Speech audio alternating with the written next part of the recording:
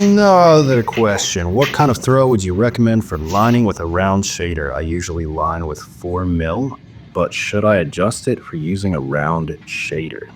So, if you have an adjustable stroke machine, here are the things you want to think about. So, I usually keep my machine set at the same stroke if I'm doing line work. If it is with an 11 round liner, 7 round liner, 7 round shader, all the same. The biggest things you want to think about is you could effectively tattoo with a round shader, liner, any size liner, with any stroke. It's going to be a lot harder on a shorter stroke because you don't have enough power to push that into the skin, but it can be done. The thing that you want to change is your voltage. Bumping up your voltage for a thicker needle will help penetrate the skin and be able to create saturated lines. Also, for a thicker needle, you want to hold your tattoo machine more upright instead of having it at that 60-70 degree angle. That way, the needles are overlapping with that thick, bold line, and they're also going the same distance into the skin. So you could make saturated lines. There are a couple differences between tattooing with smaller needles compared to bigger needles.